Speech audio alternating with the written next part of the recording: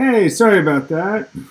Um, you'll have to let me know if the audio is a little off in terms of like syncing to my voice. Hopefully, you can hear everything all right.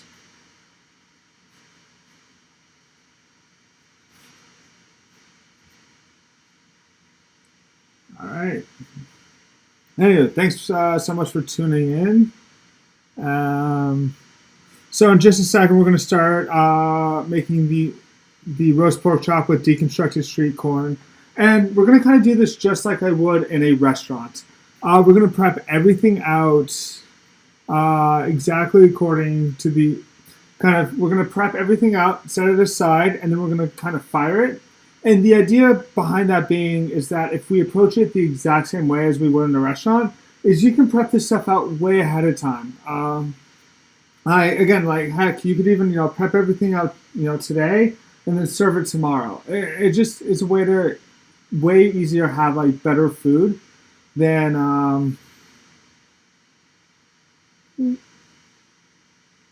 awesome. Thank you. All right, cool. It's just a way easier way to have better food that sorry, excuse me.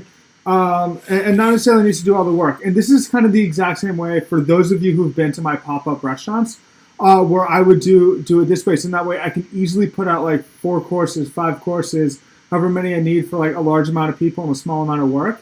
And that's because like 90% of all the work gets done like way ahead of time. And that really is the case at like any relatively solid restaurant.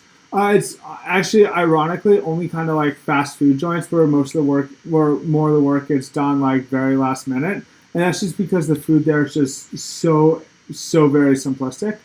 But again, especially for like really big restaurants, it becomes a necessity if you ever want to get things out in a reasonable amount of time.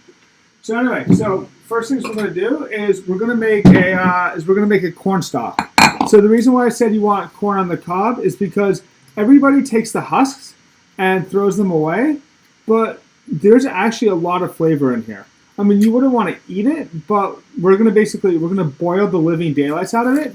And what that's going to do is that's just going to give us this liquid that's just like full of delicious corn flavor.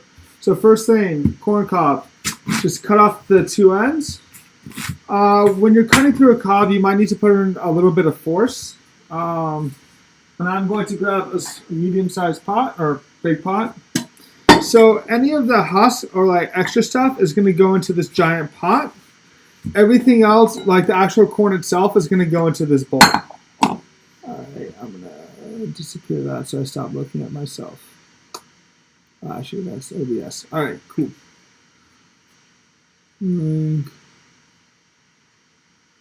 All right, awesome. So again, we're just going to clean this off. And now it doesn't really matter for when you're doing just 1 or 2 things at a time, like when you're doing like small amounts of house cooking, but especially like even if you are, if you're cooking for like a larger family event, such as Thanksgiving, then kind of some of the principles that restaurant chefs or restaurant cooks use to speed up what they're doing really can help you. And one of those things is grouping your tasks. So, for instance, when I was at a restaurant and we used to have to clean an entire case of corn at a time, we would cut off the top and tail of every single piece of corn. Then we would go back and husk all of them. And then we would go back and cut the corn off the cob, assuming we were doing that. And the reason for that is just, if you top and tail everything, you never have to set your knife down and pick it back up. And again, for 1 or 2 things, that doesn't really matter too much. But when you're doing a large amount of stuff, and again, like this can, it can really save you a lot of time. And even if it only saves you a few minutes here, a few minutes there, just like it adds up over time. And again, even as just a house cook, where like, it really can just, it can give you that back, right? Time's important to everybody. So I don't have one right now, but a tip I was given a long time ago is if you have a large plastic bin, we used to use fish buckets, which are about 2-inch tall plastic buckets that literally fish shows up in. So if you have that when you cut corn, it's not going to damage your knife as you go down. but then the corn just stays in there, whereas this is, honestly, it's going to be a little bit of a mess, but that's just life. So what we're going to do is we're just going to take our knife and kind of work our way down. And you're going to feel this if you start digging it too much into the husk. You know, you don't want to go like too deep, but like, if you dig a little into the husk, it's honestly not that big of a deal. Right? Because in the end, it's only the kernels that are going to fall off. Then what I'm going to do is I'm just going to put my knife in there, cutting this in half, and then again, throwing this into the pot. And then before I cut the next guy, I'm going to put all of these into my bowl, thus giving myself a clean cutting board, because having just like clean surfaces to work on just makes your life so much easier. And by the way, if at any point you have any questions about what I'm doing as I'm going along, please let me know, because I'm betting that if you have a question, somebody else wants to know that same thing, and you never know when I'll just skim over something. All right, cool. And then we're going to just repeat the process with the second ear of corn.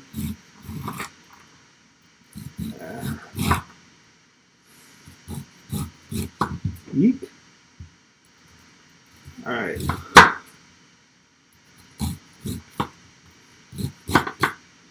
And again, the cutting in half, kind of like this, is a little unnecessary.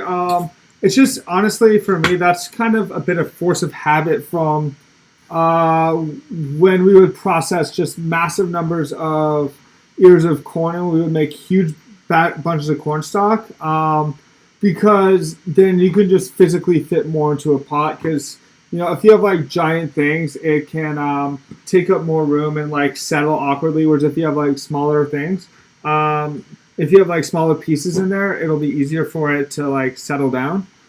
So in the end, we have something. We have this guy, and you can totally, if you want to like deepen the flavor, you could chop up an onion, a little bit of celery, and some garlic, maybe even a little bit of thyme thrown in here. But I'm just going to cover this completely in water. And meanwhile, while that's filling up with water, I'm just going to move my board and clean everything up. You'll sense that that's kind of a pattern.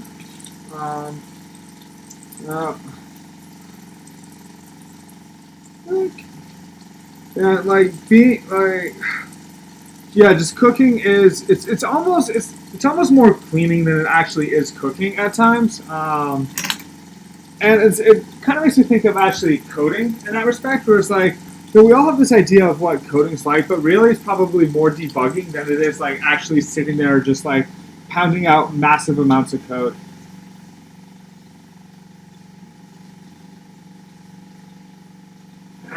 What up, Victor? All right, cool. So, honestly, there is no set rule for in terms of like how much water you need. You want it to at least cover it, and I'd say probably err on the side of having extra, because the thing is we're just going to boil this down, and if you end up having too much cornstalk, like by the time you're moving on to other stuff, you can always just keep cooking it, and it'll boil down and reduce more.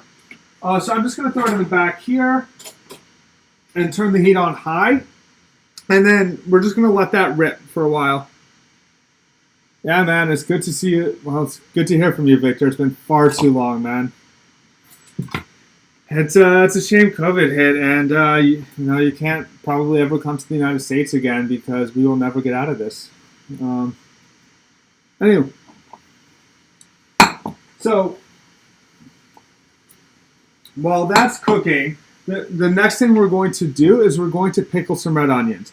And the reason why I kind of chose these things to start is we need the cornstalk for other stuff we're going to prep, so we really want to get that going right away.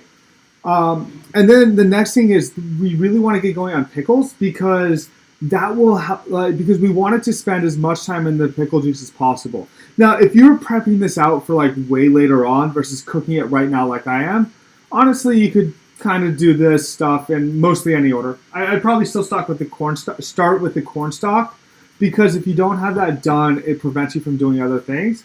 But the pickles, again, if they're sitting in the fridge overnight, it doesn't really matter if they get done 5 minutes earlier than they otherwise would. But because again we're doing this and I'm cooking this right away, pretty much. In this case, it does matter. So we're going to take a small pot and add maybe about a half cup of water, and then a cup of red wine vinegar, like a tablespoon or so of salt, and I forgot to come over there.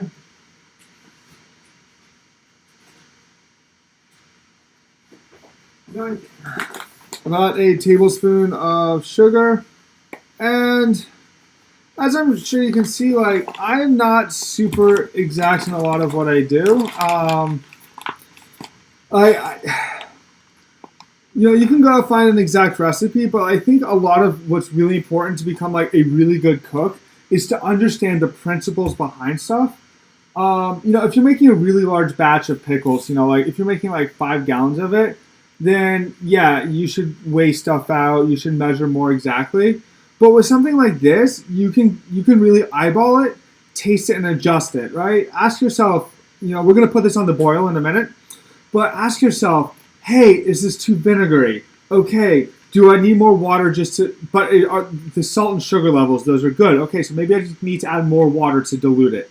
Hey, it's too sweet. Okay, maybe I'll add a little vinegar. Just like use your best thought. Like your tastes are perfectly valid, and like tasting and adjusting is probably one of the most useful tools that you have.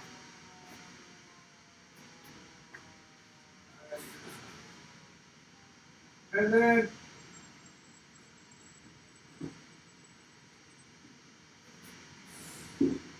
good. Don't know where my coriander went, but yeah. And then you can here you can also add you can kind of add whatever other spices you want. I'd recommend coriander seed. I think I put that in the ingredient list, as well as black pepper. Chili flakes also wouldn't be a bad idea. But then once you get that going, once you have that all together, just put that on the stove, put that over medium heat, and we're going to let that come to a boil, just in that way the salt and sugar fully incorporate while we cut our onion. So for the onion, we're just going to take off the top, take off the tail. My lord, this is one flat red onion. Cut it in half. All right, so I'm going to grab a trash bowl.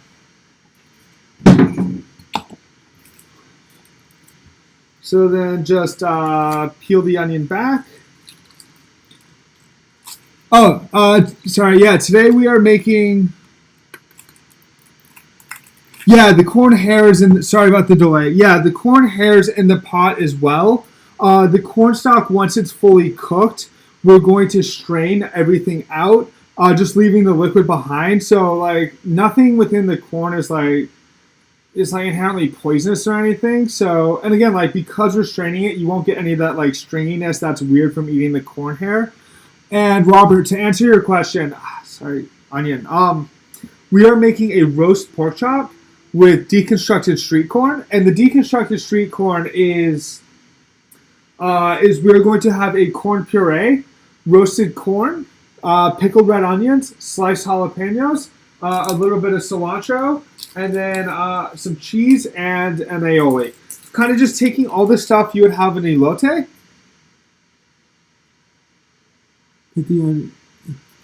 Man, it's a good call, man. When you're right, you're right.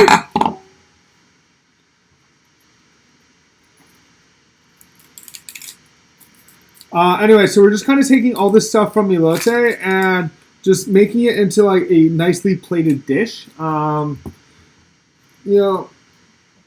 something that I would serve in a restaurant, and kind of where I'm getting this from is so some of you may know, some of you may not know, is I do pop-up restaurants where I'll put a menu online, I will sell tickets, and then at a kind of a secret location, I will serve people usually a 5-course meal.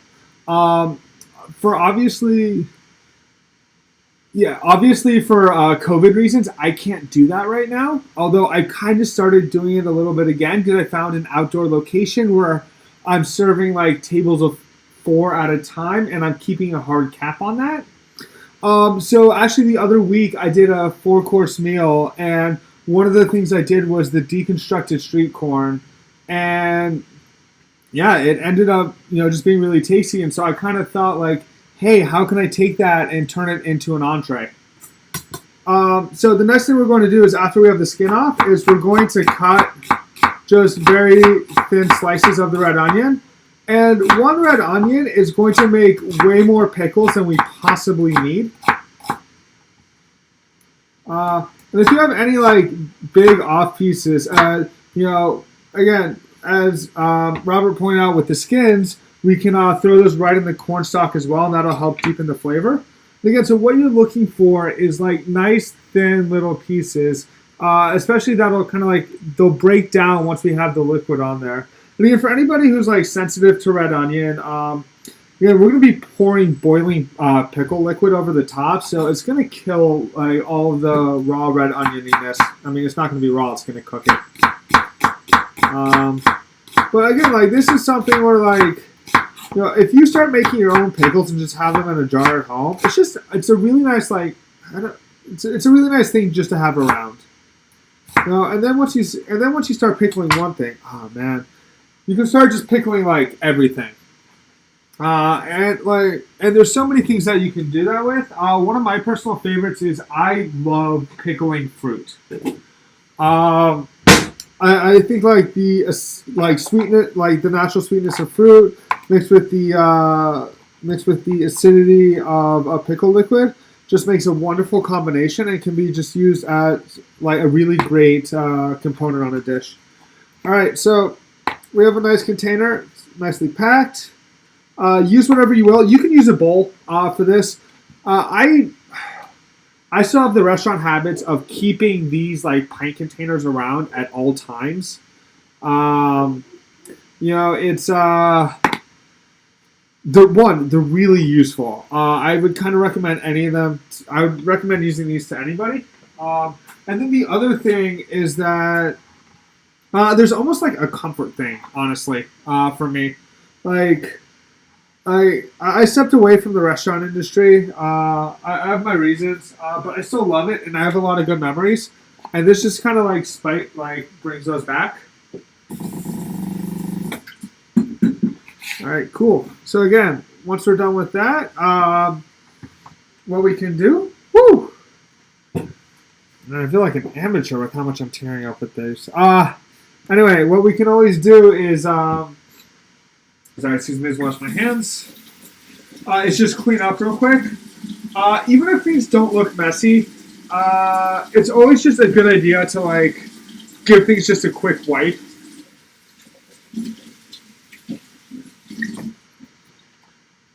It's one of those things where like if you just get in the pattern of doing it, then your life it'll just make things cleaner and your life will just be a better, happier place.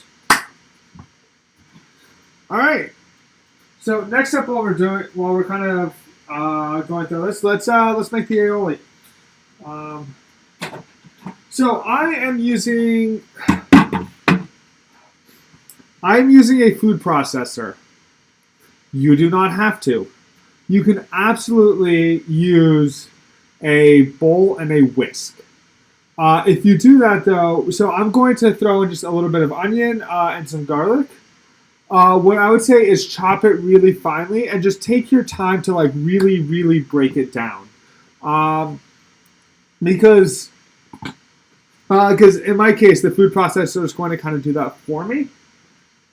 So we have that base. That's why I can't have nice things, because I throw them everywhere.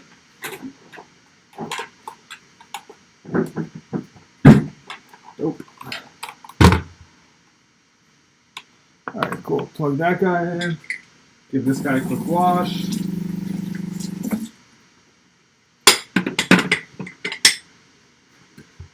But again, one of the things that I think is kind of important right now, that's like a kind of a good lesson for for most people because they're not used to it is you can see that right now, like we are multitasking, right? Which is without much effort. We have two things on the stove, and we have and we're working on a third. Again, it's kind of passive work, but and it's not always like so natural or easy. But like if you can learn how to stack what you're doing, it'll just make your life so much more pleasant, and it'll save you time as you work. So first thing we're going to do is we're going to juice a lime directly in here, and I have a citrus juicer. These things are like $10 at literally any kitchen store ever. I'm sure you can also find them on Amazon.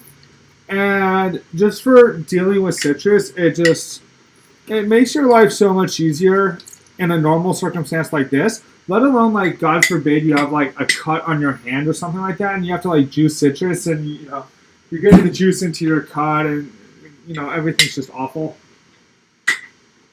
So we're gonna juice that in, then give a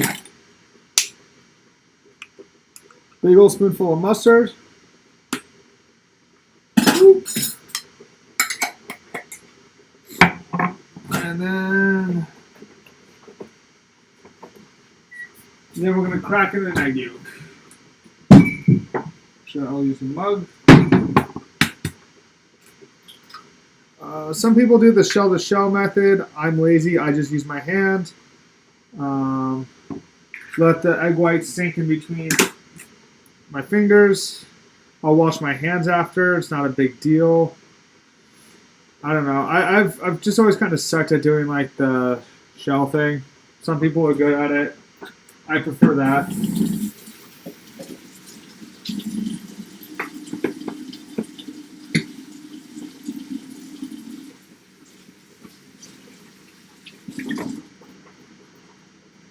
All right, dope.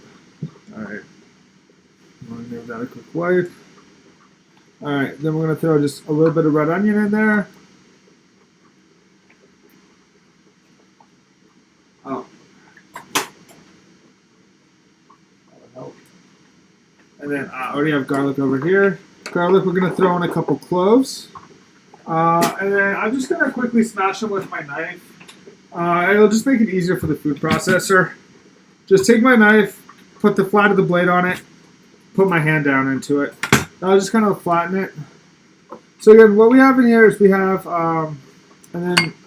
so we have an egg yolk, a little bit of onion, a little bit of garlic, an acid, in this case lime juice, but honestly you can use anything. And this right here is the base of any mayo.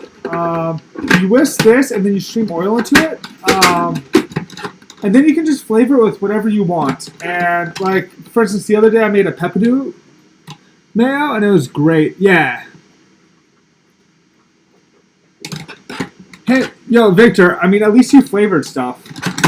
I mean, I'll be honest, like, so a lot of people kind of like get intimidated when they're like, oh my god, you're a chef, I only do this.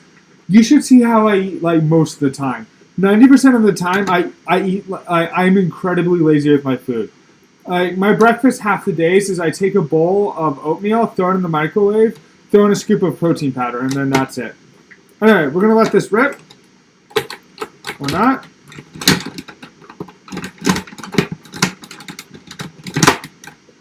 There we go.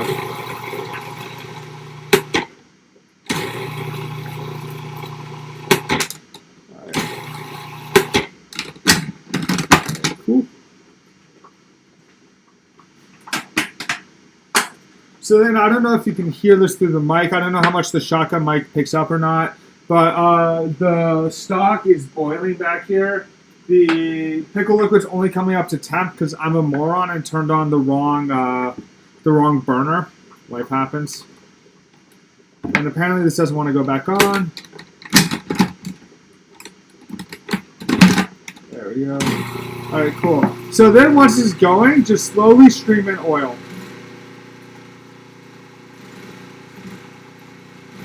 Like, very little at first, and you can see everything gonna like pull together.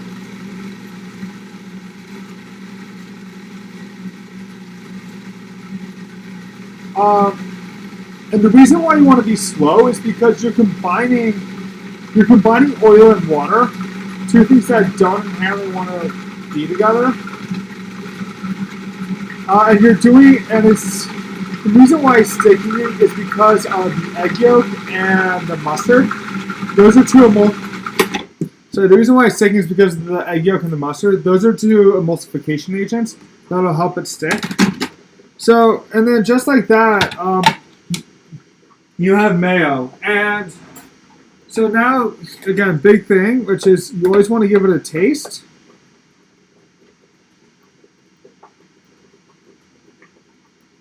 Solid. In this case, you can taste the lime. And again, it's just, there's nothing really crazy to it. You're not going to sit there and be like, oh my god, this is the best thing I've ever had. Yeah, it's a good mayo. What's going to make it really stand out is all the things that we pair it with. I always find it funny.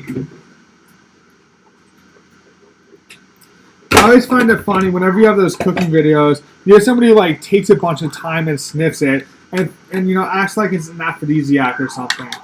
I mean, this is good. Don't get me wrong. I'm proud of what I made, but it's just one component of many. It's just one component of many in a dish. All right, dope. So again, now what we have here, again, you can see that the mayo is good and it keeps its shape. Until you break it, the more oil you add to it, the stiffer it'll become. Mayo, if you haven't made it in the past, it's a little disconcerting because at first you're like, oh, it's liquid. I screwed up. But you it's one of those things where you have to have faith because it comes together eventually. And one egg yolk can hold way more oil than this. I could probably make I could probably fill up this entire thing based on one egg yolk. A lot of recipes will say oh, you need 3 egg yolks, this much oil. Follow the recipe if you want, but it's probably overkill. All right, cool. So as of right now, we'll deal with putting this away in a second. But as of right now, this has come to a boil. So again, we're going to taste it as we taste everything, right? Now, it's sour, it's a little bit salty, it's a little spicy. I think it's good. So then we're just going to pour it over the red onions. And you'll notice that, so in this case, it doesn't quite cover. And that's fine, because what will happen is the onions will reduce and put out liquid as it sits there in the pickle liquid.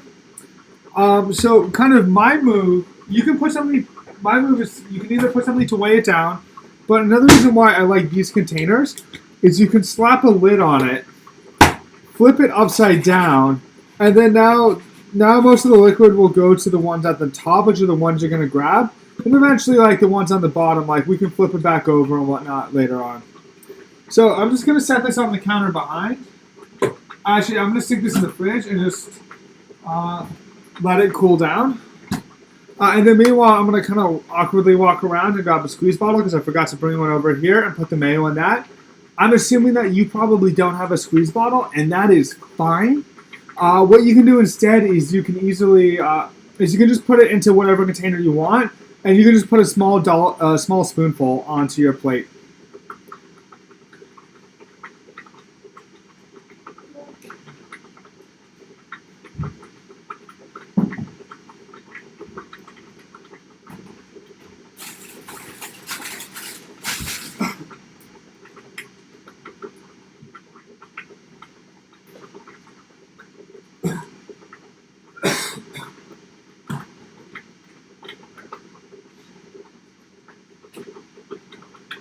All right, dope. So we have a squeeze bottle.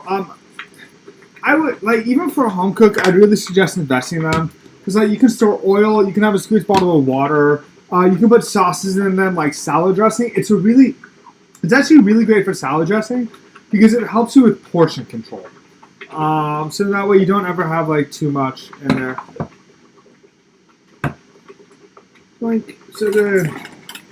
I'm gonna take my tiny spatula and just scoop it. I never used to use spatulas like this, but then at the end of my culinary career, my professional one, I worked in a restaurant where they're all about the small tools, and I saw it's just super useful to have. Like,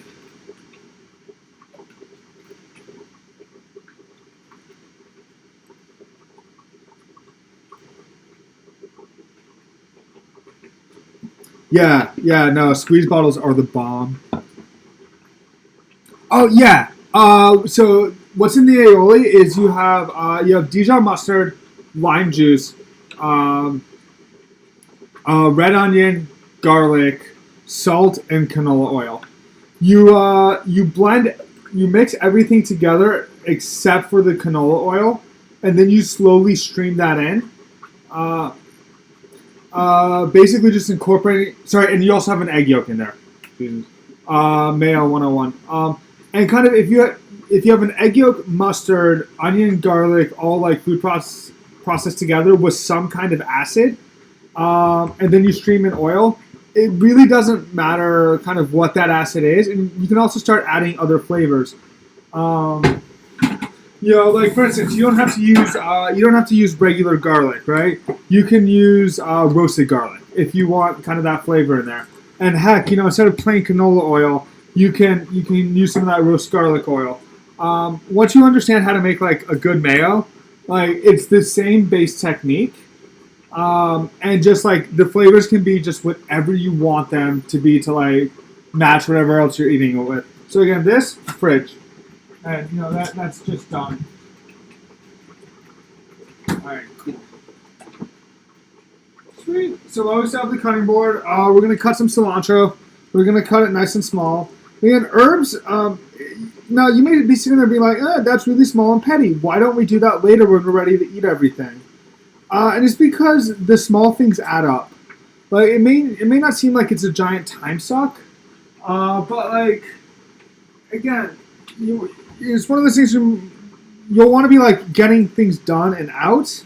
And so if you have to sit there and cut herbs, you need a clean cutting board. You need the space to do it. And it's one of those things where like a really small thing can add up. Now, if it's just the one thing, it's not really a big deal. But then if you start, having multiple of those, then it can become pretty burdensome.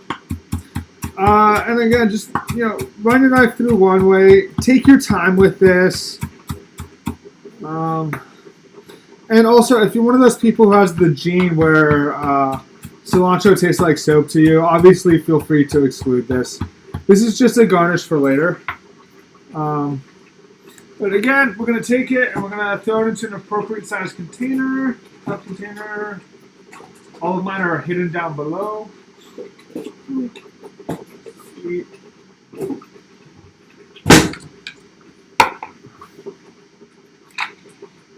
And then I don't have any paper towels close by. But then the other thing you can do if it's going to sit in the fridge for like more than a day, or for more than like overnight, is you can always take a paper towel, wet it down, wring it out, and then throw it on top, and that'll help your herbs stay longer and stay fresher. All right, so cilantro. Eek, away.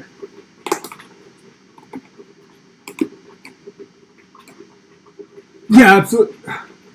Yeah, absolutely. You could use parsley. You could also use chives. The reason why I'm using cilantro is because, again, it's because you will see cilantro on street corn, and so I'm trying to play to that original dish. But again, like if it's not your favorite herb or you prefer something else, you absolutely can. I think having something green in there in general would be a good idea because it helps give color contrast. Because otherwise, it's just this dish will be just super yellow and super brown. All right, and then the last thing before we actually start on hot prep is we're going to cut a jalapeno. Now, you can use a knife. I'll do that, but like the other tool to use, actually I do have it right here. The other tool to use is a mandolin. Now, these things scare a lot of people. And that's because you can get cut on these, and cuts from mandolins suck. They are awful. I have certainly done it. And then I had a chef teach me kind of the right way to do it. So So just a lesson for anybody. If you're using a mandolin, you don't want your fingers like this, because the second your fingers slip, you will cut yourself and you will hate your life. And then you'll probably curse me because you got the idea of using a mandolin from me.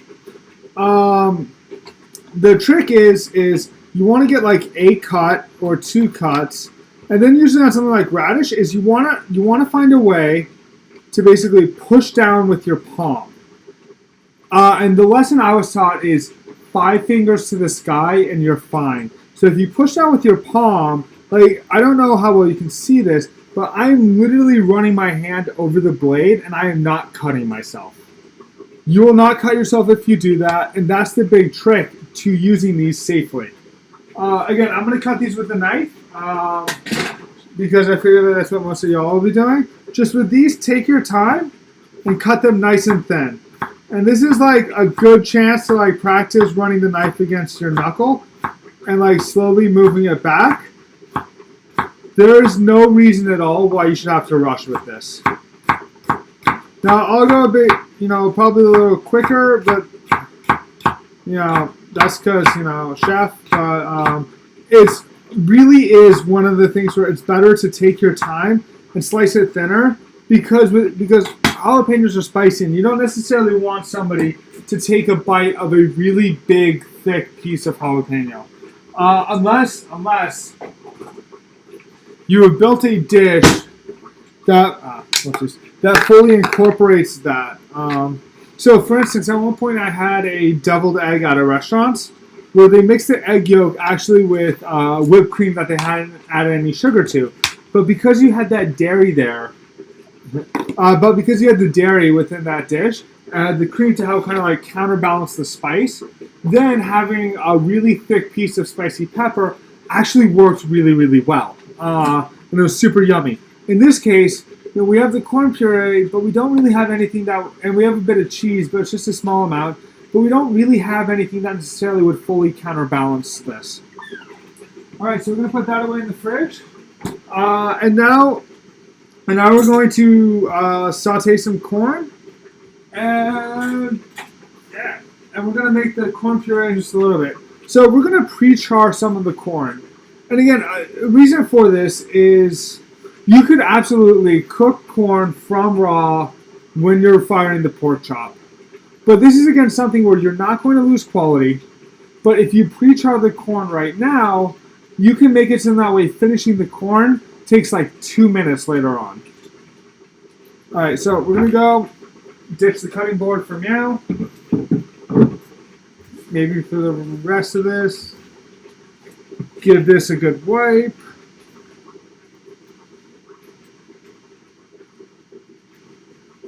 All right, and then I finally have use for this, which I picked up back when I used to work at Wayfair.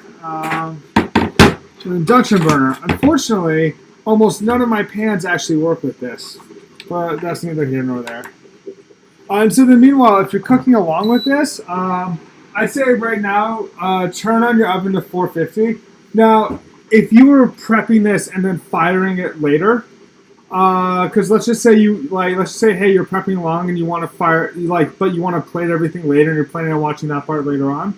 Don't worry about turning your oven on. That's I'm turning it on for when we cook the pork for the actual fire steps.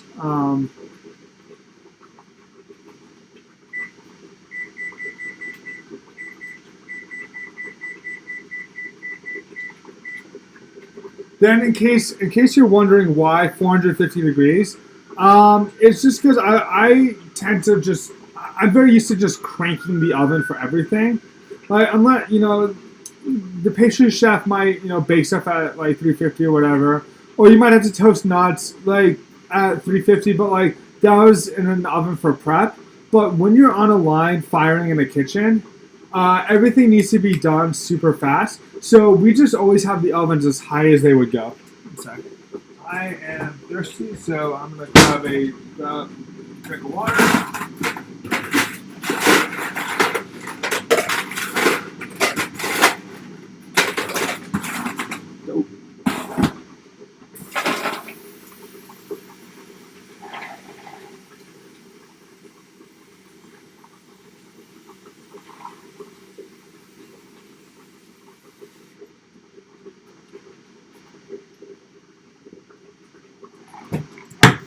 Also, I'm going to put the mustard away. This down. Get rid of this extra container.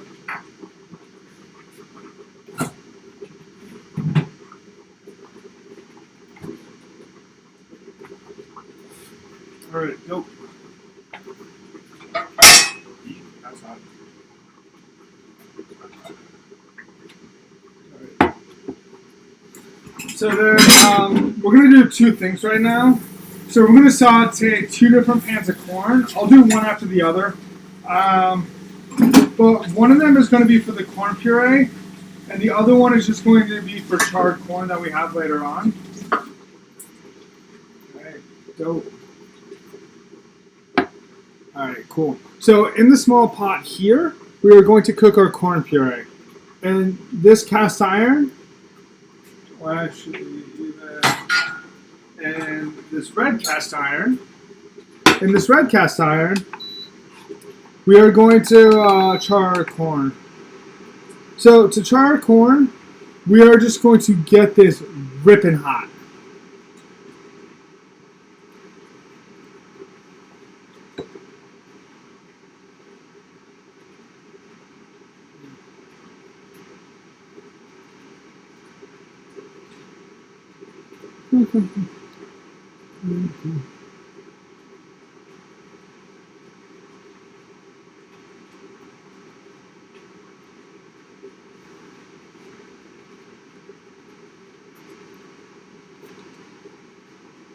Alright.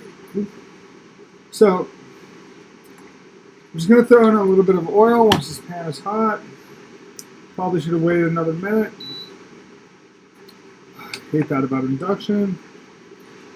So one thing I hate about induction is that the second you move the pan off the burner, which is something that's habit for me because I'm used to just tossing, and like I don't use a lot of spoons when I saute. I'm just used to taking a pan, grabbing like a towel, and like tossing and moving stuff about that way.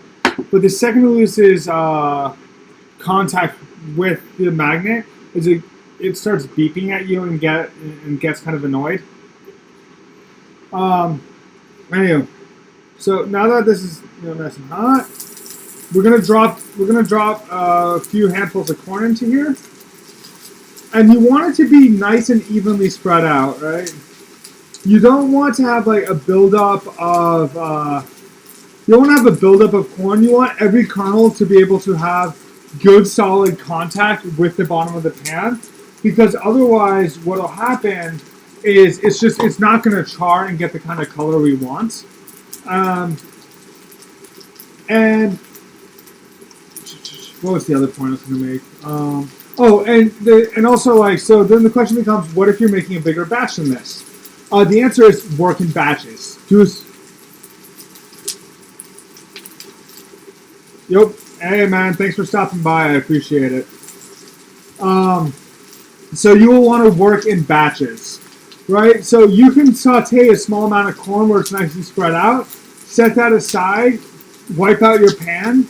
Get it really hot again, and then saute the next batch.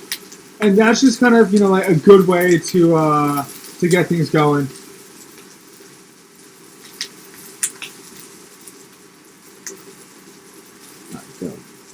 All right, cool. So again, like you can hear that going, you can hear that smoking. Meanwhile, while that's just sitting there, and you'll notice that I haven't touched this pan. That's just because I really want to get some color on this.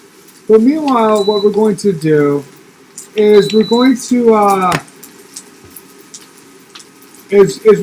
warm up this pan, and this will just be over medium heat. Now I'm going to use olive oil just in case I end up feeding this to my girlfriend later on. Flying corn, because she can't have dairy. But these, like, absolutely feel free to use butter in this. Butter, in my mind, would actually probably be the slightly better option because it gives you that, like, corn and butter deliciousness. Oh yeah, Victor, those are coming in a bit. So then just throw your corn in.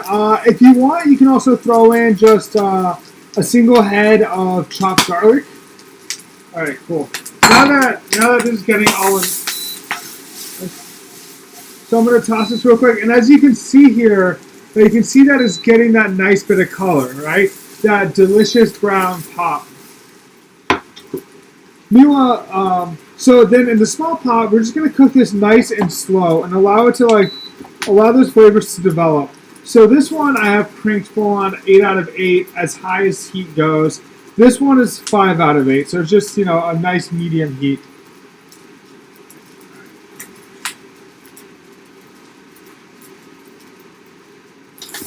And again, now that I toss it, I'm gonna try to even it out again to try to give as much surface area as possible. Unintentionally, Victor. Although, kind of funny thing you asked. During my weight loss, so I've lost about 50 pounds over the last while. One of the staples in my diet is actually popcorn. I have microwavable. I have a ridiculous number of bags over there.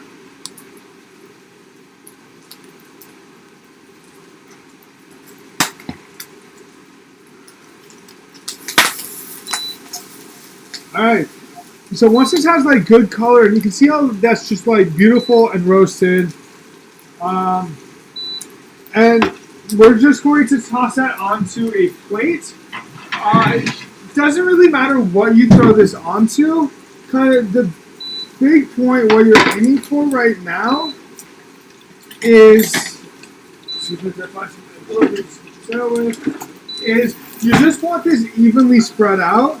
So then that way there's a large surface area. So then that way it can cool down as quickly as possible. We're going to throw this into the fridge. And the reason why you don't throw this directly into a container, which we will throw it into later, is again just so it can cool down rapidly.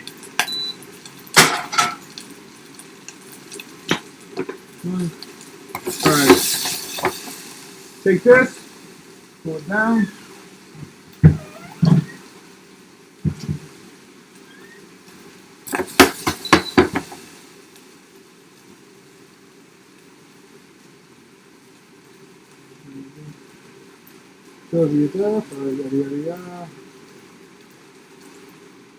Alright, Bruins lost again. Man, they have become terrible. Alright. So again, as you can see, this has been on here for a little bit, but you can see there's absolutely no color to this so far. And the corn seems to have absorbed the olive oil, so I'm just going to add a little bit more in there. I don't want it necessarily to be sitting there steeping, deep frying, but I do want a decent amount of fat in this. Again, we will be blending it later on. And when you blend it, you could always blend in just a chunk of, after you blend it with the cornstalk, you can always throw in a chunk of butter as you're blending it to really up the richness. So now what we're going to do is we're going to pour this cornstalk over this. I just need to find, that's nice. Right here I have a strainer. Please use pot warmers for both of these. It's just that this ain't hot to me. Well, this side is, but and then again we're just going to strain this in. And I don't know if you could see that as I poured it in. Actually, here I'm going to strain this into a pint container, to a quart container, real quick, just so you can see just how beautiful this liquid has become.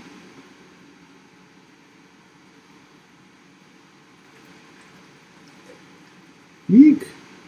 Well, that's sloppy as hell.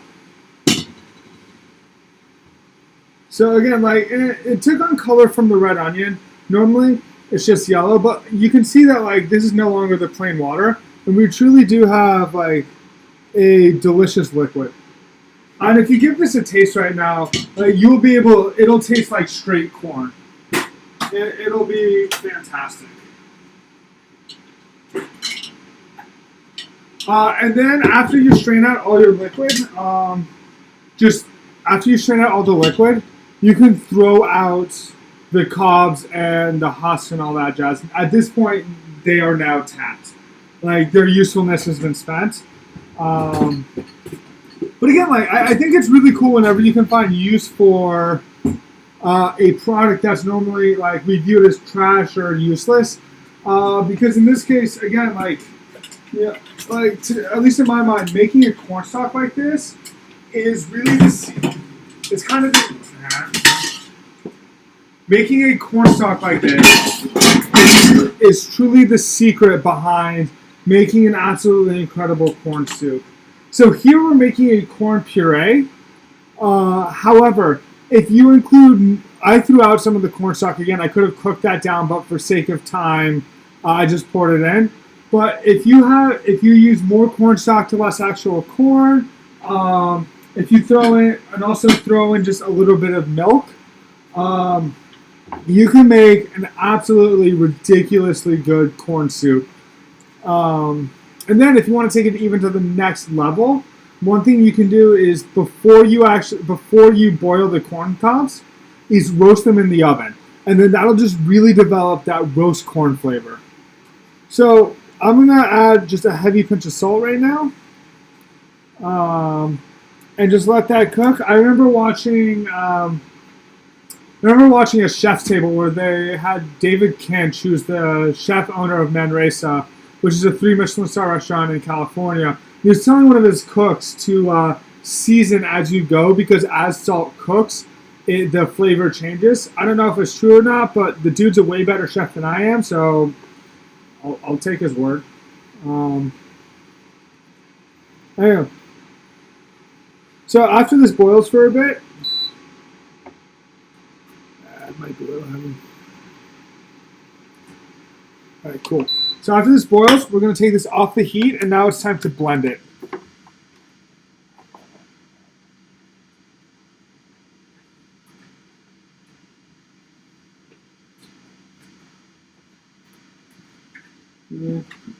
I have my oat.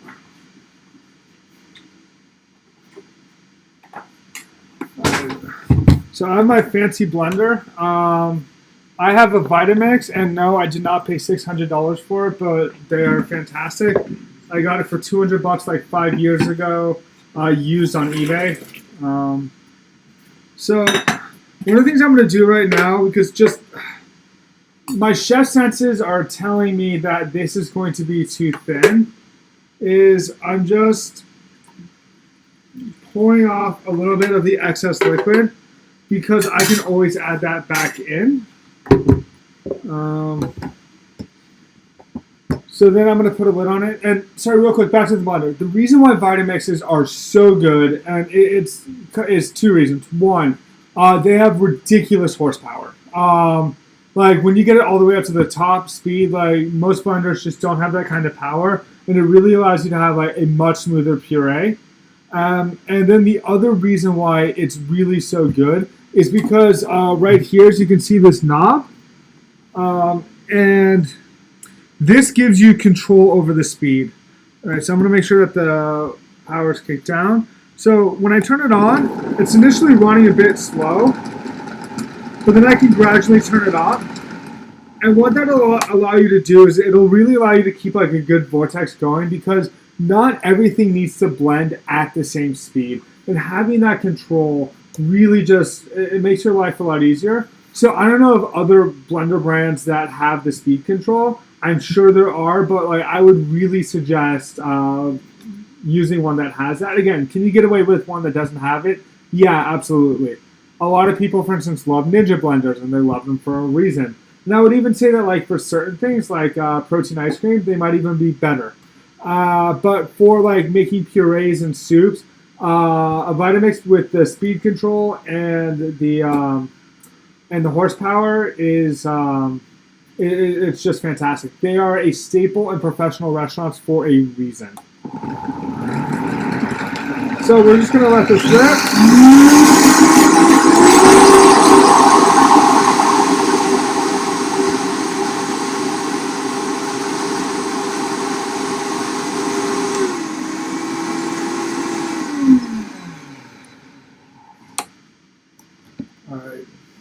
So, to be blunt, I screwed up. Even though I drained off some of the liquid, this is still too thin, right? And that happens, right? Mistakes happen. So then the question becomes, how do we fix it?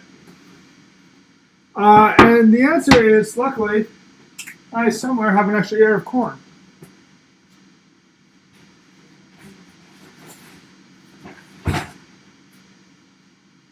So what I'm going to do in this case is I'm just going to quickly clean this, cut some corn off, and then just blend in a little bit of extra raw corn. And I think that's kind of like, actually, I think that this mistake is actually almost a good thing. Completely not intentional, but nonetheless, which is mistakes happen in the kitchen all the time. I had a boss, this guy Evan, who I highly respect. I mean, I worked for the dude for like pretty much my entire professional career for a reason. You know, there's some gaps in there, but it's mostly because I worked a seasonal place. And he used to say this thing. He was like, the difference between you and me is that I've screwed up a whole lot more. It's just that I'm way better at hiding it. And I think that's just like reality, which is like people look at, like food online, especially, when it comes from professionals or like people who are really good and assume they must do everything perfect all the time. And yeah, as you get better, you make fewer mistakes, but like, the only reason why you got good is because you screwed up a lot and then you learn from your screw ups. And so, yeah. And so like, when I'm cooking at home, like I make mistakes all the time. It's just that like I'll correct them real quick, and just often people like and it won't go out this way, right? Like in the end, who cares that I screwed up just now? Because in the end, it like by the time this goes out, it's going to be corrected. It's going to be fixed. All right, so I'm going to set this back here just in case I need a little bit more. All right, give this a wipe. Give this a wipe. I will properly clean all of this in a minute. All right, now I'm going to blend this again real quick.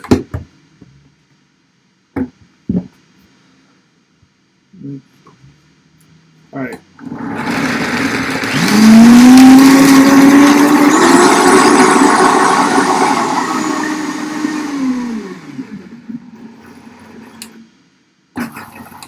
Yeah. Still a little on the thin side, to be honest. All right, I'm just going to cut in the rest of the ear of corn, and I think I should be good.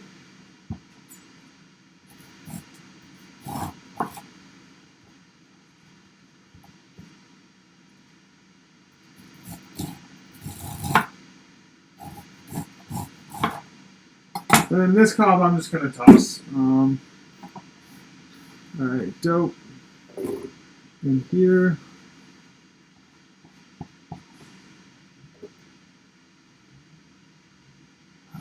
I put maybe like, so I sauteed with maybe like a tablespoon or so. And then if you're using butter, 1 second, and I'll just show you what it should be like.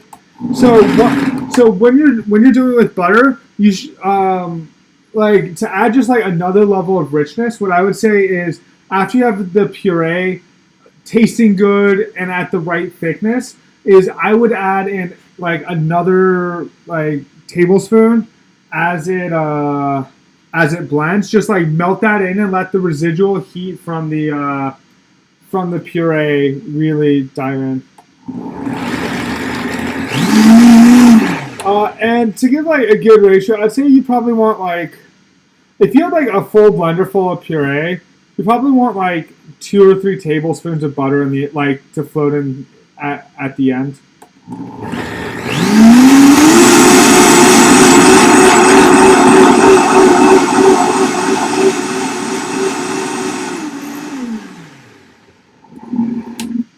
All right, dope.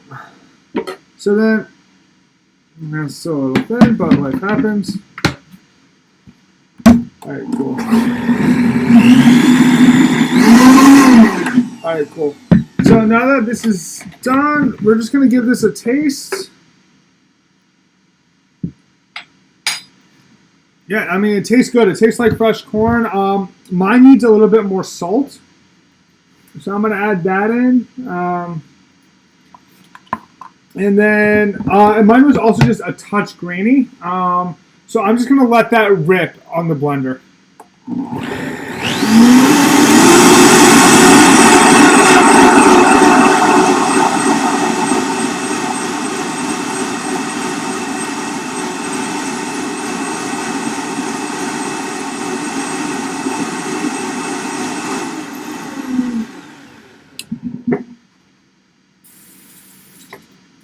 All right, cool. So now give this a taste again. And yeah, that tastes awesome. That tastes like summer. So then what we're going to do is we're just going to move this into a container, cool it down.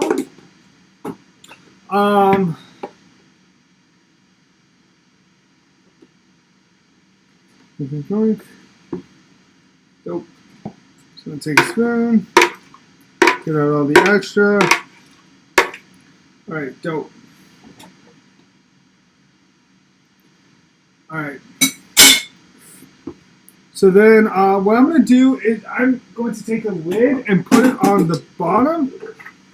And the reason for this is just kind of a reminder that it needs a lid later on. But when you have something that's hot, you don't want to throw it into, especially if you have a larger amount, you don't want to throw it into the fridge covered because that'll prevent it from cooling. Now, you may sit there and be like, wait a second, but you did that with the pickles, the pickled red onions.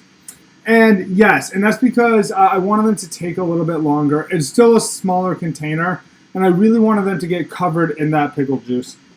That's a tiny exception to that rule. Speaking of which, just to kind of show you a point from before, I don't know if you remember before, but like how the pickles were weren't fully covered. But now that they've just been sitting there without me actually touching anything and then like reducing and getting smaller in size because they cooked because of the hot liquid, it just did that. So now I'm just going to flip them over.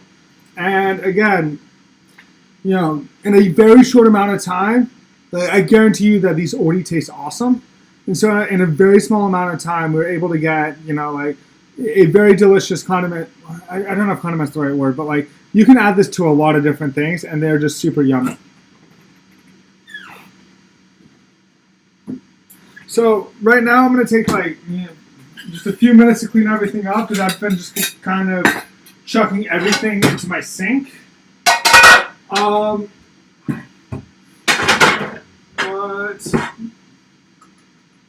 yeah, but as of now, all of our prep is done. So we just need to clean, make sure that everything is nicely organized and in a good place. But at this point, you can walk away and finish this dish whenever you want. And that's kind of the beauty of kind of cooking restaurant style even at home. Yeah. Thank you, man. I appreciate it. Yeah, I mean, yeah, shit does happen in the kitchen all the time. Like, mistakes do happen. So again, like even though again, you're obviously cooking at home and you're like, yeah, like I'm not making the amounts of food that you make in a restaurant. That's true, but again, like we don't always have time to sit there and make a meal like this. And obviously, like I've been going a bit slowly because I've been explaining things and answering questions and all that jazz. But like often it's at dinner, it's like, okay, what can I quickly put stuff together? Now, if you already have this in your fridge ready to go because maybe you're like, hey, guess what? Monday's going to be hectic, but I have some time on Sunday. Well, then on Monday, in the same amount of time that you might take to make something that's like, it might be good, but you might sit there and, it might not be the most exciting thing. You can have food that is legitimately more exciting. And again, like my kind of hope behind like doing this and the reason and how I'm also presenting all of my other videos, not just the live streams. This won't be the only one, so if there's any kind of food you want to see in future live streams, let me know. But the reason why I'm bringing it up like this is because I really hope that eventually that this will kind of ingrain in people, and then you will be able to take these concepts to your own home cooking, to the recipes that you love and know, and you're like, man, I love this dish. I just can't make it all the time because it's too time consuming. Anyway, give me like 2-3 minutes to like clean up a bit. If you have any questions while I do that, just let me know. Victor.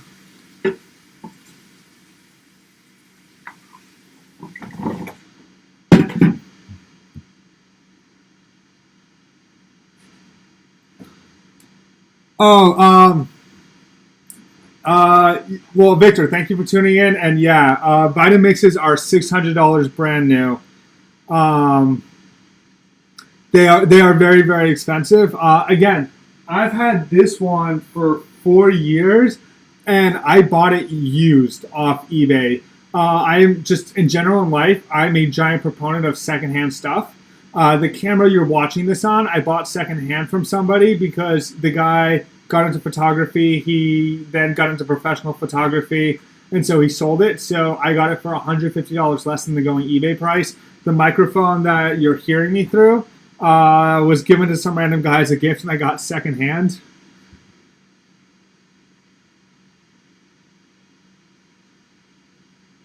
Yeah, duck breast, absolutely. I'll think of a fun dish to do that with. I absolutely love duck breast. It's one of the. It's really simple. It's actually really simple to do, but one of those things that can just blow away people.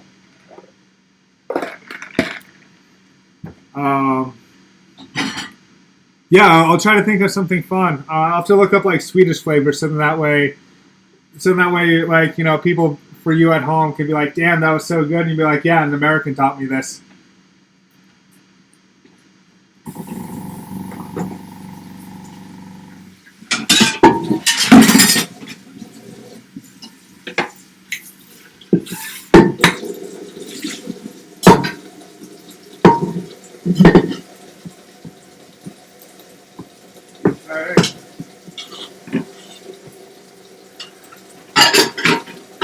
So normally, as I'm doing this, I would be washing my dishes as I go. Clearly, not the case right now. And again, as cliche as this sounds, you really do want to get into that habit of washing your dishes as you go, because a plate here or a pot there isn't bad. But I think we can all agree that like a sink full of dishes sucks. And nobody wants to sit there and wash all of that. But again, demonstration purposes, right? Like, the other thing is that, like, in a restaurant, which is, I more often than not had a dishwasher, so I would use stuff, and then I would just throw it in the dish pit, and it would be done. All right, cool.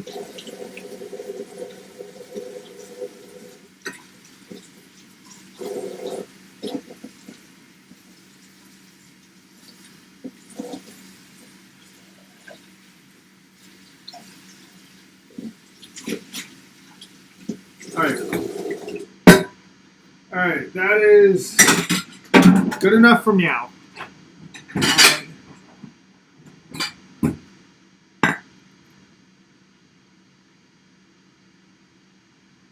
Yeah, go for it, man.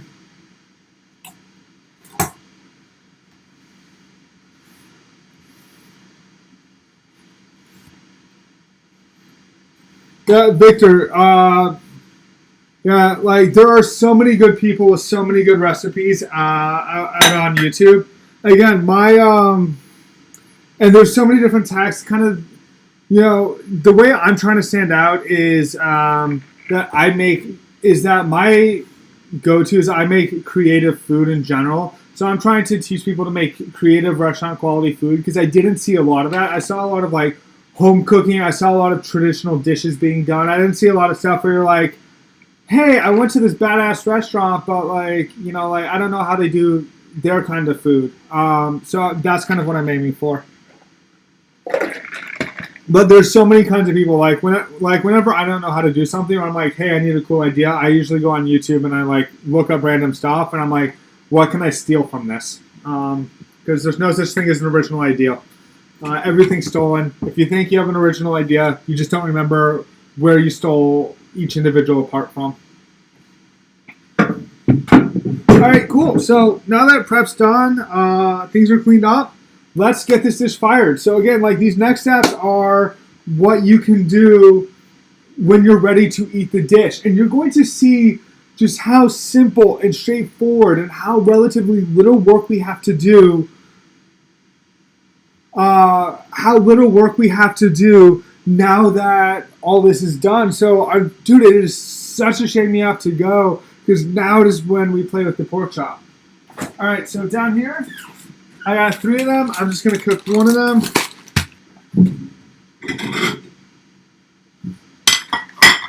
So,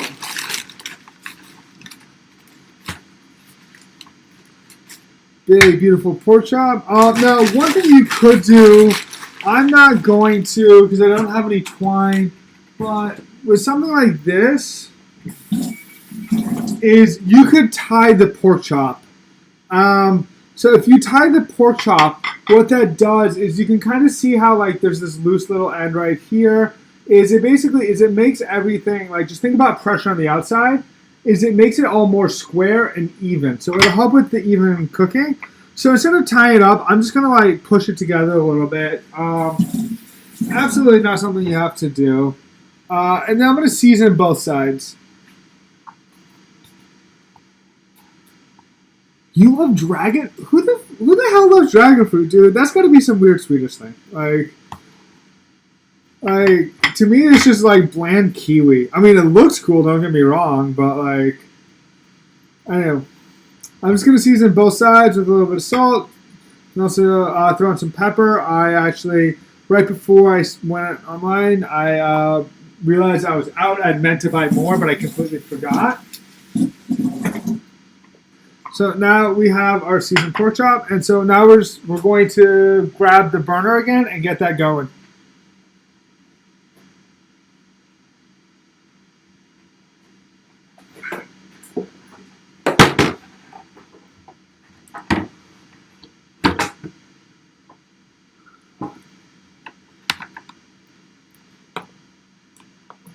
All right, cool.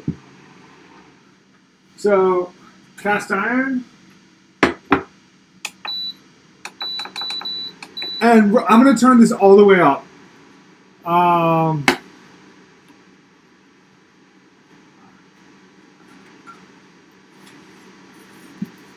And we're going to let this get really hot.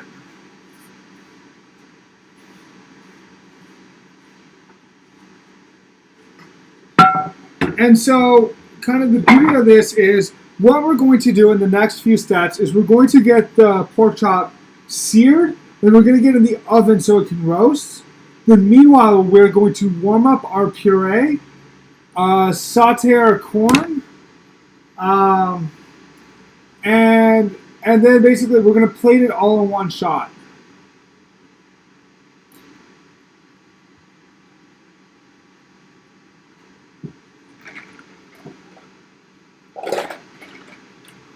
Thank you, Robert. I appreciate it, man.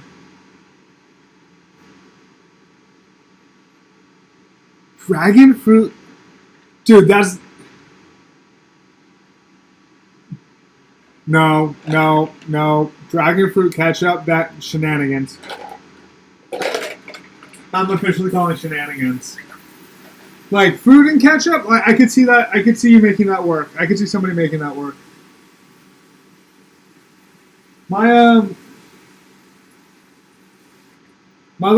I have a little brother and sister who are both adopted from Cambodia, and when we first adopted them, my little brother would house dragon fruit. Like, we were in Cambodia, and like there's this buffet,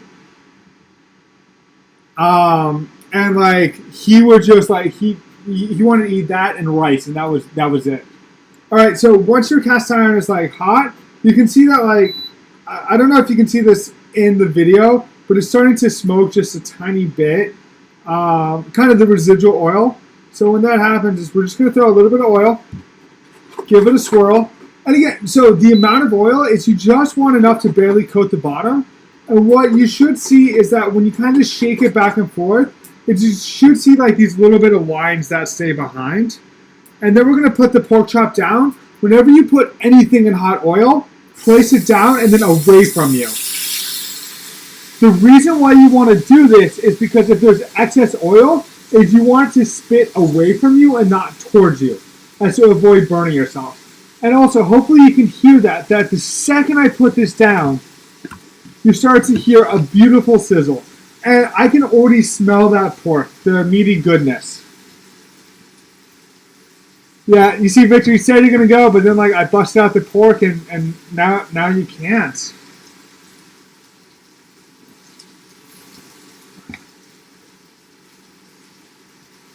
So now that this is down, we are very simply not going to mess with it. You wanted to allow it to gain that beautiful color. My oven is already at 450 degrees. And so now it's just kind of like a patience game. And literally when this pork is in the oven, that's when we can do everything else.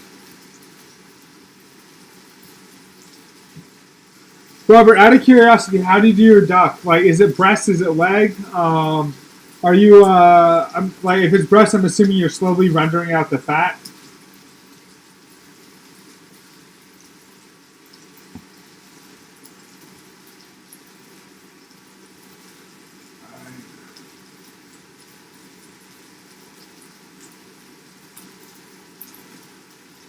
Name of the game right now is just patience. Again, like, you can easily have a bigger pan, or I could easily have 2 pork chops in here. You don't want to overcrowd the pan because you really want color to develop. And in order for that to happen, you don't want the temperature to drop too much when you throw this in. So what I did just now is I shifted the pan a little bit because I noticed there's a little bit of like oil sitting under the side. And I wanted to let that shift underneath the pork chop. So I'm just going to give this a quick look. Yeah, beautiful. So we have some nice, beautiful color there. We're going to flip it. We're going to let this cook, sear on this side, and then we're going to wing it into the oven so that way it cooks all the way through.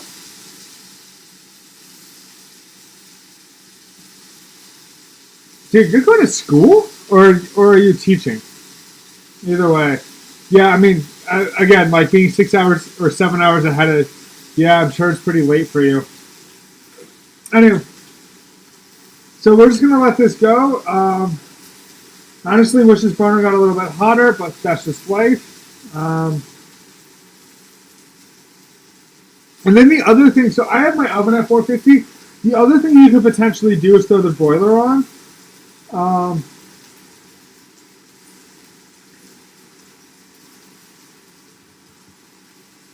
Oh, May is starting. That makes sense. Yeah, I forgot. God, the last time I saw her, she was still a baby. I forget that. She's way more grown up now.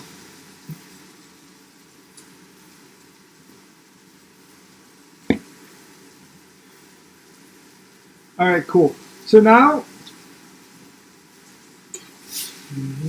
so the other side has some color as well. But so as you can see, the other side has some color. This side's still a bit better. I'm gonna throw down just a touch more oil because oil helps promote even cooking, or fat does. Set that down, and I'm gonna throw it into the oven.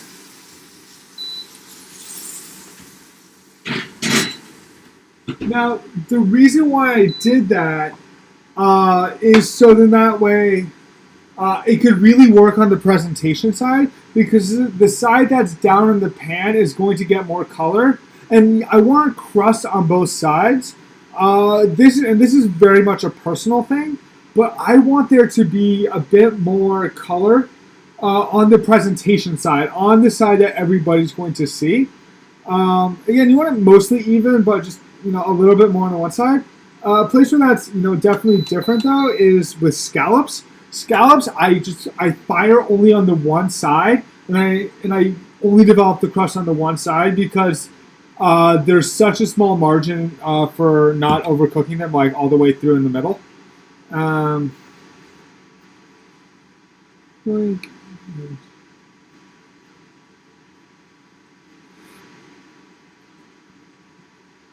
right, cool. So now what we're going to do is we're going to cook the corn. So we are going to, so the corn's actually nicely cool.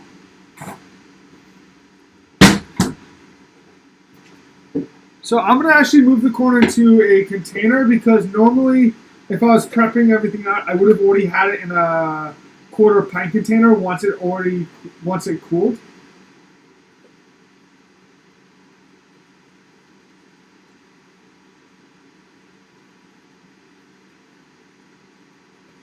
Alright, dope. Alright.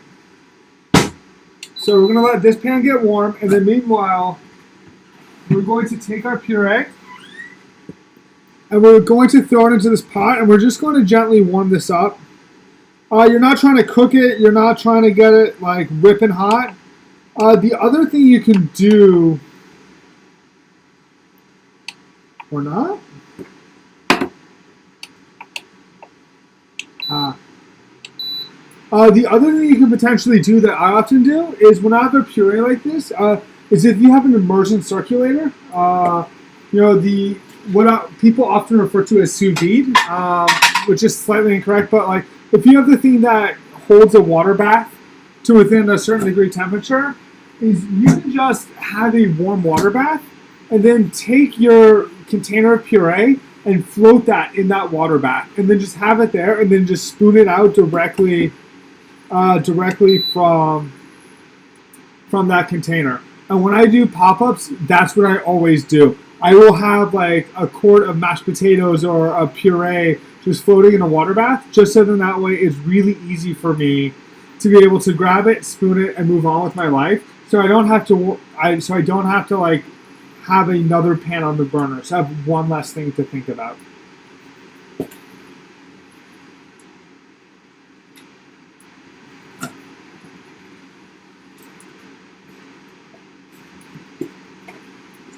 So at this time, we're also going to take out our jalapenos and our cilantro. Or again, if cilantro tastes like soap to you, parsley or scallions or chives or just something green and contrasting.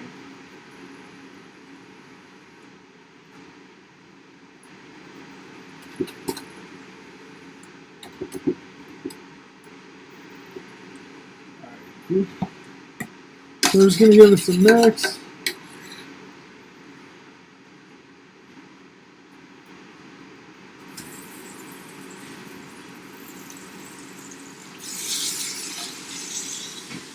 Check on the pork, not done yet. So again, pork's on the oven. This is getting warm. And honestly, I need to actually slow down just a little bit because sauteing this corn is going to take like a minute and a half. Meanwhile, once the pork comes out, it needs to rest because otherwise what's going to happen is when we cut into it, it's just going to spill the juices everywhere. And then we're not going to have a good time.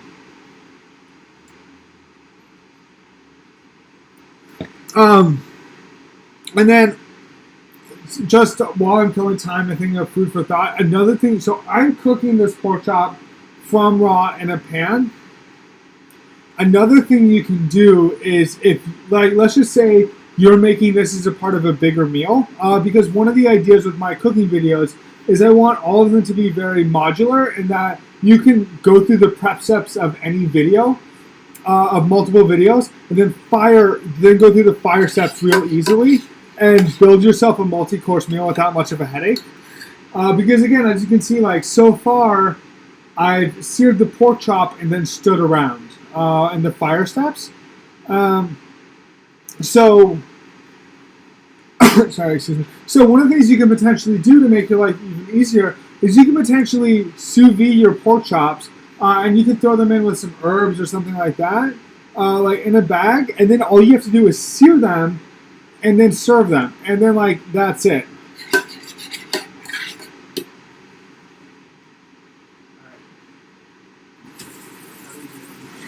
All right, I'm gonna check on my pork real quick. So, like, I mean, look at how beautiful that's getting. Yeah, that's about there. Do I have my thermometer here? No.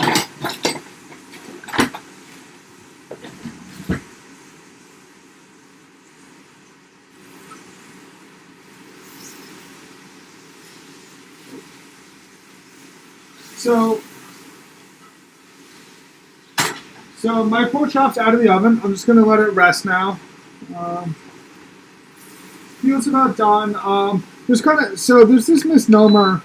Now I'm gonna turn up the heat on this pan. There's this misnomer within food that pork is the other white meat. That's complete BS. It's not. Pork is, you can serve pork medium. Like if you cook pork till it's white all the way through, and I think that one actually might be there, honestly, you're probably overcooking it. I did touch it. Just, again, so, Robert, I think there's a difference between professional standards and home standards, and I don't think that, like, home cooks, I think it's difficult for them to gain the touch because they're not cooking 100 pieces of meat a night. Whereas, like, if you're sitting there and you're on a grill station and you're like, ding, ding, ding, ding, ding, ding, ding, right? You get used to it. You gain the feel. If you're cooking, like, 3 steaks, it's a little difficult. Anyway, so now that this pan's nice and warm, I'm going to throw our corn in. I threw a little oil. You could absolutely melt down some butter.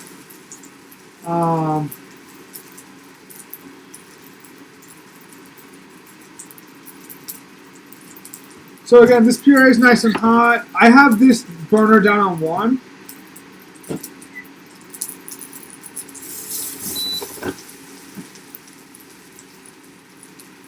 And like to cut limes in half before.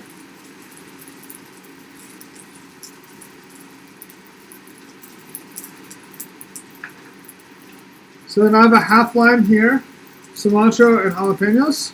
So I'm not really going to actually, yeah.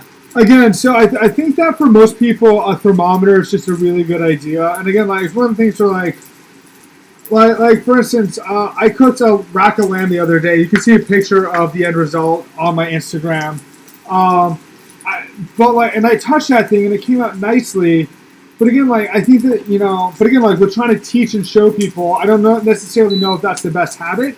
But I'm sure some people can learn and, like, touch. Like, I know people who haven't spent time in restaurants who have the touch, who know. I also can't honestly tell you the last time I cooked a pork chop. So then I have a few pieces of jalapeno in here. I threw the corn down first because I want the jalapenos to get a little bit of warmth. But I'm not necessarily trying to, like, fully cook them. I want a little bit of that, like, raw chili, and that's just very much a personal thing. So then I'm going to season this. So also throw in pepper. Give just a squeeze of lime. Again, just really playing back to the flavors of the original dish. Toss, toss, toss. I've burned through all my spoons. I'm going to grab another one. Give it a taste. Always, always taste your food. That is super yummy.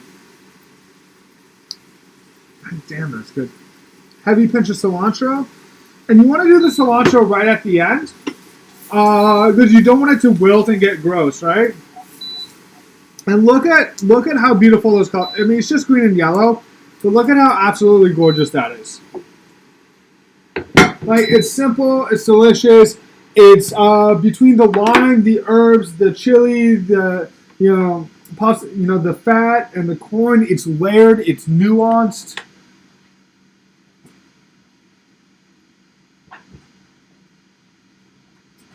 So now we're gonna plate this thing, and there are some people out there who can do ridiculous, crazy good plating. I am not one of them. And you're going to be like, but I've seen your Instagram. Your pictures look great. Yeah. I keep my plating incredibly simple. So in this case, I'm literally making just a circle of puree. And then I'm going to put a small pile. Actually, then we're just going to pile right on top of the puree this corn mixture. Because the thing is that, like, to have something that's like pretty and attractive is you don't have to do a complicated plating. A lot of people, like, I think, overdo it.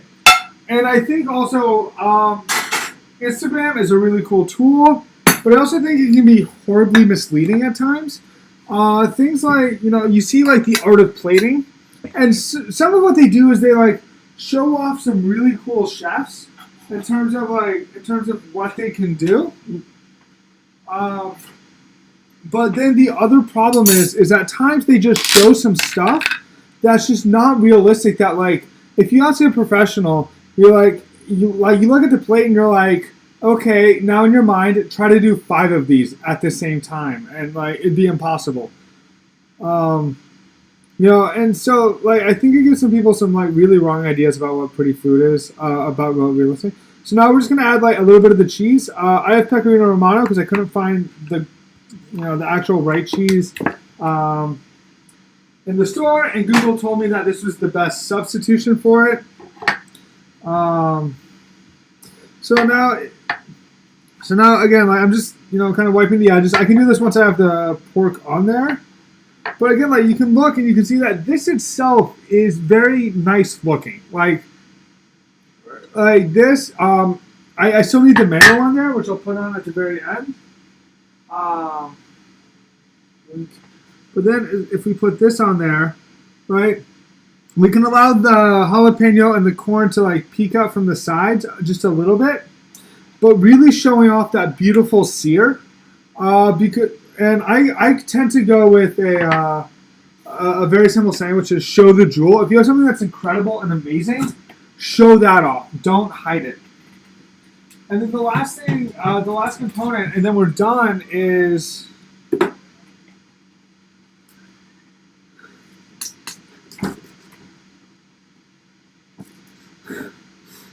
Victor, you don't have to have the cheese on there. All right. Squeeze bottle. The tip isn't. Sometimes with new squeeze bottles, the tip is just a little bit too built up. So now we're just going to put the aioli kind of just around the edges, just a few dots. And try to stick with odd numbers. It's a weird aesthetic thing, but now we're done. Like, and you have like this in my mind it's nothing insane. It's nothing too crazy complicated, but you have this dish that's flavored and nuanced, and I'm about to eat the crap out of this thing because I gotta enjoy stuff before I go back onto a cutting part of my diet.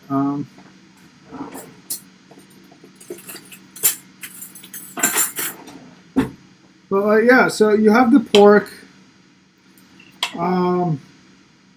Pork is decently cooked. Like, it's a little bit over, but like, you can still see that like it's a little over, but like there's still like a touch of pink. But then again, like this here, it eats nicely because you're able with each bite of pork to get just a little bit of all of the good stuff.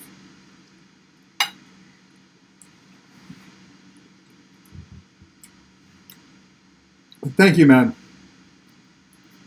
I'm definitely going to be doing more of these. These feel a lot more natural than when I'm recording the short food videos. So Victor said, Doc, if there's anything else that anybody else wants to see, please let me know.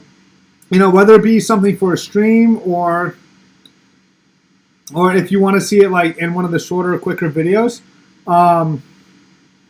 I'm currently editing a video for a mango lassi donut.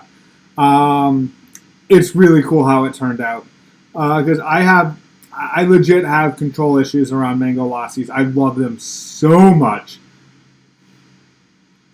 Anywho, I hope some of y'all like either cooked along or at some point give this a shot yourself. I think that's a pretty approachable dish. I think it's reasonably fun. I'm hopefully not too egotistical about it, but yeah. Anyway, I'm going to sign off, but thank you all so much for watching. I truly appreciate it. Yeah. God damn. That is.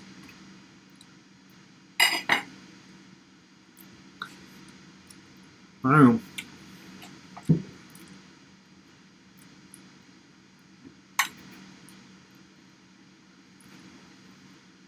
Yeah.